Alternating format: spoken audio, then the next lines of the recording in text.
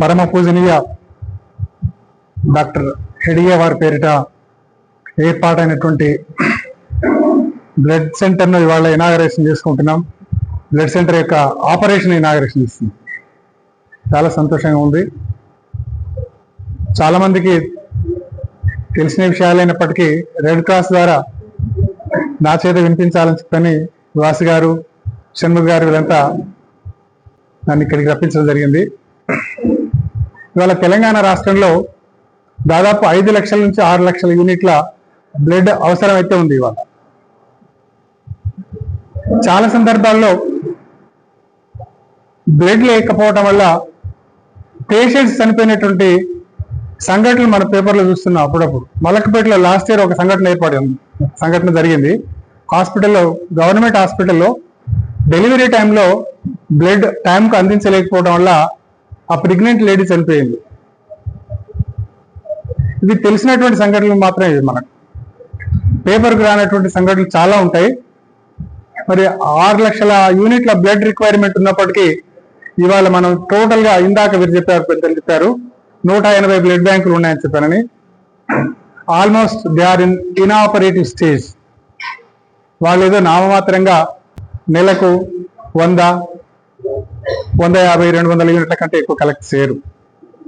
ఎందుకంటే ఇవాళ corporate hospitals వచ్చిన తర్వాత బ్లడ్ రిక్వైర్మెంట్ ఏ విధంగా మారిందంటే కమర్షియల్గా మారిపోయింది. మనలాంటి వాళ్ళు డోనర్స్, వాలంటీర్ డోనర్స్ వచ్చి మన బ్లడ్ బ్యాంకులో కనుక మనం బ్లడ్ స్టోరేజ్ చేసి పెట్టుకున్నప్పుడు ఆ బ్లడ్ తీసుకోవడానికి ఏ కార్పొరేట్ హాస్పిటల్ యాక్సెప్ట్ చేయదు. ఆమె కరెక్ట్ మేడం? వాళ్ళు ఏమడుగుతారంటే రిప్లేస్మెంట్ అడుగుతారు.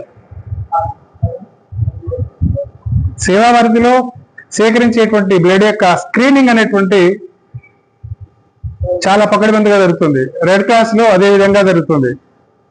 స్క్రీనింగ్ వల్ల ఎక్కడ లోపం లేదు, కానీ వాళ్ళు కేవలం స్క్రీనింగ్ లో లోపాలు ఉన్నాయి.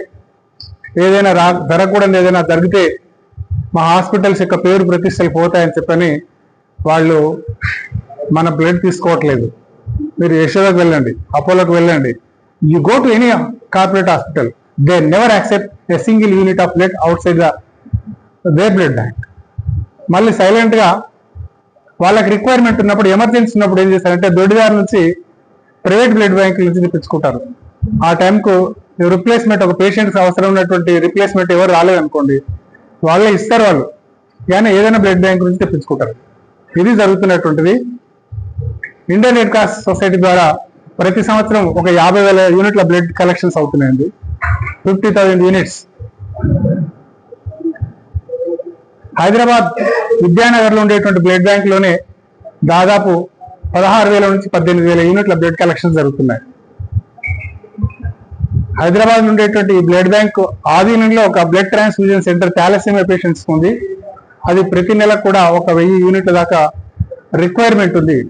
మరి 12,000 యూనిట్లు ఈ బ్లడ్ బ్యాంక్ లో ఉపయోగించిన తర్వాత మిగిలినటువంటి బ్లడ్ ఏం చేస్తున్నాం అంటే ఎయిమ్స్కి ఇస్తున్నాము, రైల్వే హాస్పిటల్కి ఇస్తున్నాము, నిమ్స్ హాస్పిటల్కి ఇస్తున్నాము, మిగతా గవర్నమెంట్ హాస్పిటల్స్ కు అవసరమైనటువంటి బ్లడ్ ఇస్తున్నాం. ఏం తీసుకోకుండా ఇస్తున్నాం. చాలా మందికి అపోహ ఏముంటుందంటే బ్లడ్ ఫ్రీగా ఇస్తారు, వాలంటీర్ బ్లడ్ అంటే free. It's not commercial activity. ఎవరు కూడా డబ్బులు ఇచ్చి బ్లడ్ కలెక్ట్ చేస్తే he will be put in the jail, he will be put in behind the bar. మరి ఈ వాలంటరీగా వచ్చినటువంటి, ఫ్రీగా వచ్చినటువంటి బ్లడ్ ప్రభుత్వం అధికారికంగా 1,400 రూపాయలు అమ్మటానికి అనుమతి ఇచ్చింది కేంద్ర ప్రభుత్వం.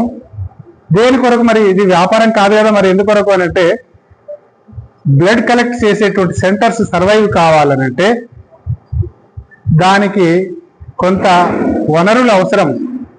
ఎందుకంటే బ్లడ్ బ్యాగ్, సింపుల్ బ్లడ్ బ్యాగ్కి మనకు 180 రూపాయలు ఖర్చు అవుతుంది బహుశా ఎక్స్పీరియన్స్ ఇంటర్వ్యూలో.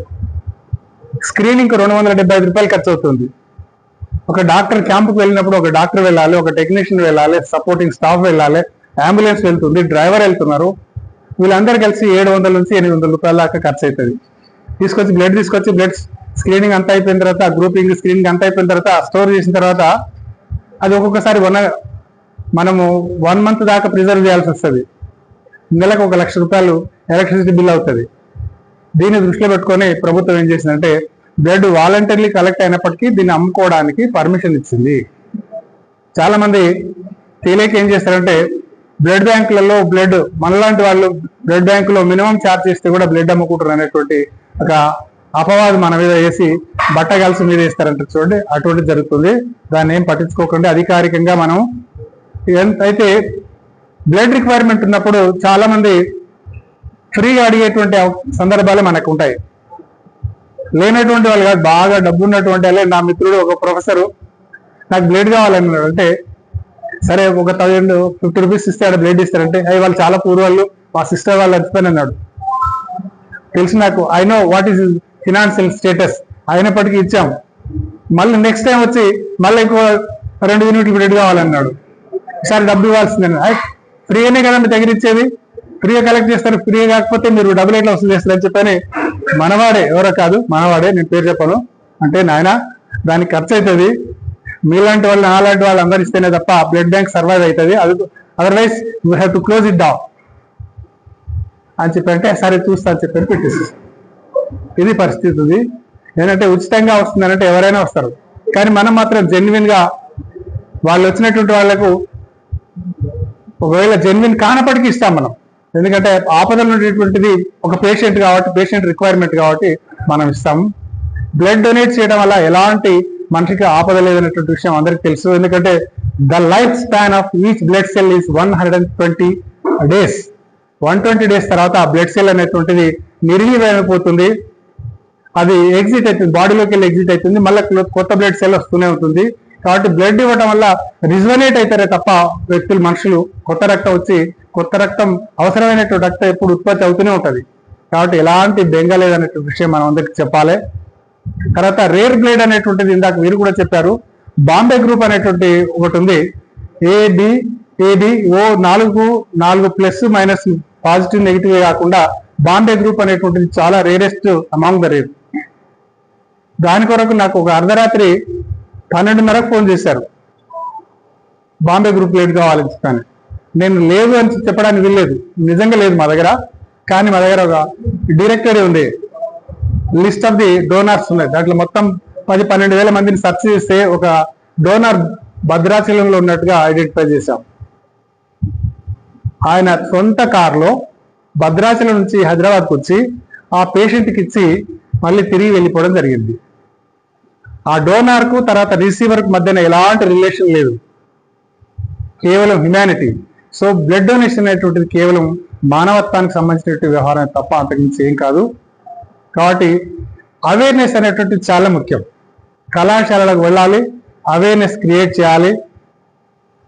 సామాజిక సేవా సంస్థలు చాలా ఉన్నాయి, వాటికి వెళ్ళాలి, మన అక్కడ అవేర్నెస్ క్రియేట్ చేయాలి.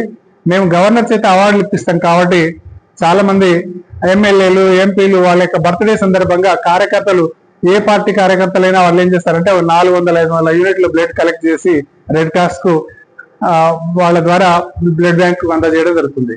ఎవరైతే 250 యూనిట్ల కంటే ఎక్కువ కలెక్ట్ చేసిస్తారో వారిని గవర్నర్ దగ్గరికి ఆహ్వానించి ఎవరిని మోటివేటర్ను వారికి ఇస్తున్నాం. అలాగే ఇన్స్టిట్యూషనల్ డోనర్స్ కూడా 250 యూనిట్ల కంటే ఎక్కువ ఇచ్చినటువంటి వాళ్ళు కూడా గవర్నర్ గారి ద్వారా వాళ్ళకి ఇస్తున్నాం. అంటే just it is for the sake of motivating the people. కాబట్టి ఎక్కువ మందిని మోటివేట్ చేయడానికి మనకు బలమైనటువంటి సంఘశక్తి ఉంది. కాబట్టి మనకు సమస్య ఎట్టి పరిస్థితుల్లో సమస్య ఉండదు. ఎందుకంటే సేవాభారతి పేరు మీద మనం బ్లడ్ బ్యాంక్ ఎస్టాబ్లిష్ చేశాము. ఎక్కడికి వెళ్ళినప్పటికీ మనం ఇదొక అందులో ఒక టాపిక్ గా మనం పెట్టుకోవాలి. ఎక్కడైనా కానీ మనం కార్యక్రమాలకు వెళ్తే మనది ఒకటి సేవాభారతి బ్లడ్ బ్యాంక్ ఉంది అనేటువంటి దాన్ని అందరికి గుర్తు చేస్తుండాలి. నా ఉద్దేశం ఏంటంటే కేవలం భాగ్యనగరంలోనే కాకుండా ప్రతి జిల్లాలో కూడా హెడియవార్ రక్త నిధి కేంద్రం ఉండాలి, ప్రతి జిల్లాలో కూడా. ఎందుకంటే మనకు స్వయం సేవకుల సంఖ్య లక్షలు, వేలు కాదు లక్షలాది మంది స్వయం సేవకులు ఉన్నారు. స్వచ్ఛందంగా త్యాగ నిరతితో ఉన్నటువంటి వ్యక్తులు ఉన్నారు. కాబట్టి ప్రతి జిల్లాలో కూడా మనం సేవా భారత్ ద్వారా మనం బ్లడ్ బ్యాంకులు ఎస్టాబ్లిష్ చేయాలని చెప్పి నేను కోరుకుంటున్నాను. తర్వాత అవసరమైనటువంటి సాంకేతిక సలహాలు కానీ లేదా ఏదైనా సలహాలు కానీ రెడ్ క్రాస్ బ్లడ్ బ్యాంక్ కనుక వచ్చినట్లయితే మేము అందజేస్తున్నాము. అన్ని విధాలా మేము సహకరిస్తాము. దీన్ని వచ్చేటువంటి ఈ కాంపోనెంట్స్ ఉంటాయి, బ్లడ్ కాంపోనెంట్స్ ఉంటాయి.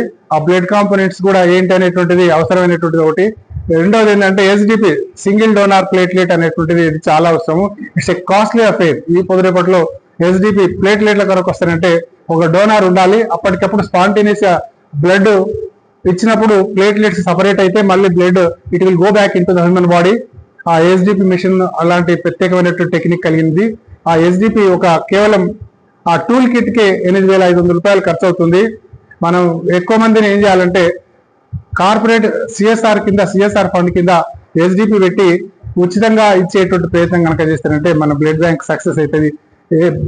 ఏదంటే ప్లేట్లెట్స్ ఎక్కడ దొరుకున్నా సేవా భారతిలో దొరుకుతాయనేటువంటి విషయం అందరి లోపల ప్రచారం కావాలి.